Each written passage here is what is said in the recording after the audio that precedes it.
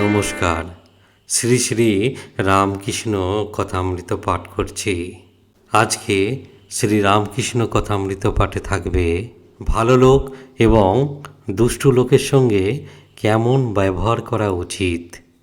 এই প্রসঙ্গে রামকৃষ্ণদেব ভক্তসভায় যে গল্পের আকারে বুঝালেন সেটাই আজকে পড়ে শোনাব শ্রী শ্রী রামকৃষ্ণ কথামৃত থেকে।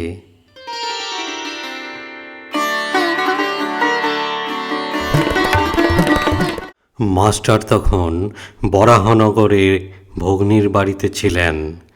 ঠাকুর শ্রী রামকৃষ্ণকে দর্শন করা অবধি সর্বক্ষণ তাঁহারই চিন্তা।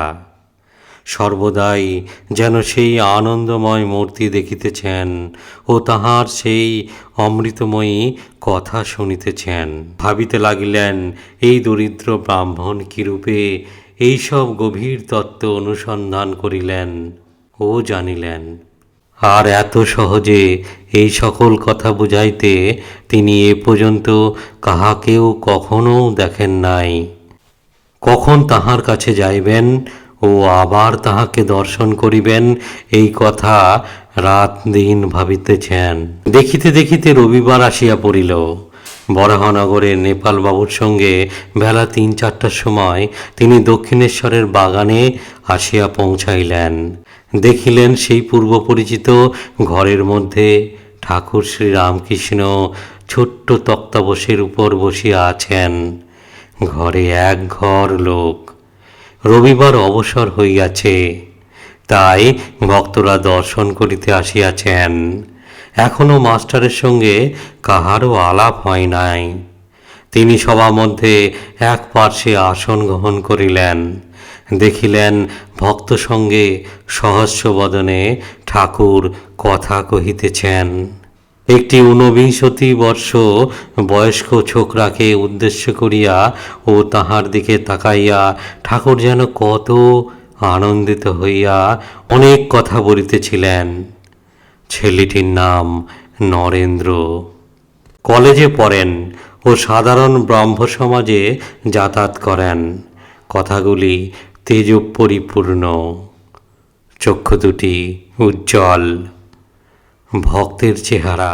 মাস্টার অনুমানে বুঝিলেন যে কথাটি বিষয়াসক্ত সংসারী ব্যক্তির সম্বন্ধে হইতেছিল, যারা কেবল ঈশ্বর ঈশ্বর করে, ধর্ম ধর্ম করে, তাদের এই সকল ব্যক্তিরা নিন্দা করে। আর সংসারে কত দুষ্ট লোক আছে, তাদের সঙ্গে কিরূপ ব্যবহার করা উচিত, এসব কথা হইতেছে। শ্রীরামকৃষ্ণ নরেন্দ্রর প্রতি, নরেন্দ্র, তুই কি বলিস?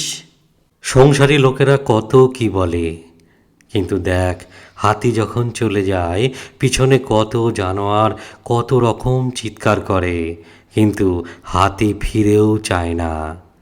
তোকে যদি কেউ নিন্দা করে তুই কি মনে করবি? নরেন্দ্র, আমি মনে করব কুকুর ঘেউ ঘেউ করছে। শ্রীরামকৃষ্ণ সহাস্যে, না রে, অত দূর নয়। সকলের হাস্য। ঈশ্বর সর্বভূতে আছেন, তবে ভালো লোকের সঙ্গে মাখামাখি চলে, মন্দ লোকের কাছ থেকে তফাৎ থাকতে হয়। বাঘের ভিতরেও নারায়ণ আছেন, তা বলে বাঘকে আলিঙ্গন করা চলে না। সকলের হাস্য। যদি বলো বাঘ তো নারায়ণ, তবে কেন পালাবো? তার উত্তর, যারা বলছে পালিয়ে এসো তারাও নারায়ণ, তাদের কথা কেন না শুনি? একটা গল্প শোন। কোনো এক বনে একটি সাধু থাকেন। তার অনেকগুলি শিষ্য। তিনি একদিন শিষ্যদের উপদেশ দিলেন যে সর্বভূতে নারায়ণ আছেন, এইটি জেনে সকলকে নমস্কার করবে। একদিন একটি শিষ্য হোমের জন্য কাঠ আনিতে বনে গিয়েছিল। এমন সময় একটা রব উঠল, কে কোথায় আছো পালাও, একটা পাগলা হাতি যাচ্ছে।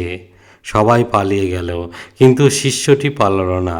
সে জানে যে হাতিও যে নারায়ণ, তবে কেন পালাবো? এই বলে দাঁড়িয়ে রইল। নমস্কার করে স্তব স্তুতি করতে লাগলো। এদিকে মাউথ চেঁচিয়ে বলছে, পালাও পালাও। শিষ্যটি তবুও নড়ল না। শেষে হাতিটি ছুঁড়ে তুলে নিয়ে তাকে এক ধারে ছুঁড়ে ফেলে দিয়ে চলে গেল। শিষ্য ক্ষতবিক্ষত হয়ে ও অচৈতন্য হয়ে পড়ে রইল। এই সংবাদ পেয়ে গুরু ও অন্যান্য শিষ্যরা তাকে আশ্রমে ধরাধরি করে নিয়ে গেল আর ঔষধ দিতে লাগলো। খানিকক্ষণ পরে চেতনা হলে কেউ জিজ্ঞাসা করলে, তুমি হাতি আসছে শুনেও পালালে না কেন? খানিকক্ষণ পর চেতনা হলে ওকে কেউ জিজ্ঞাসা করলে, তুমি হাতি আসছে শুনেও কেন চলে গেলে না? সে বললে, গুরুদেব আমায় বলে দিয়েছিলেন যে নারায়ণী মানুষ জীবজন্তু সব হয়েছেন, তাই আমি হাতি নারায়ণ আসছে দেখে সেখান থেকে সরে যাই নাই। গুরু তখন বললেন, বাবা, হাতি নারায়ণ আসছিলেন বটে, তা সত্য, কিন্তু বাবা, মাউথ নারায়ণ তো তোমায় বারণ করেছিলেন। যদি সবাই নারায়ণ, তবে তার কথা বিশ্বাস করলে না কেন? মাউথ নারায়ণেরও কথা শুনতে হয়। সকলের হাস্য। শাস্ত্রে আছে অপনারায়ণ, জল নারায়ণ, কিন্তু কোন জল ঠাকুর সেবায় চলে, আবার কোন জলে আঁচানো, বাসন মাজা, কাপড় কাচা কেবল চলে, কিন্তু খাওয়া বা ঠাকুর সেবা চলে না। তেমনি সাধু অসাধু, ভক্ত অভক্ত সকলেরই হৃদয়ে নারায়ণ আছেন, কিন্তু অসাধু অভক্ত দুষ্টু লোকের সঙ্গে ব্যবহার চলে না, মাখামাখি চলে না। কারো সঙ্গে কেবল মুখের আলাপ পর্যন্ত চলে, আবার কারো সঙ্গে তাও চলে না।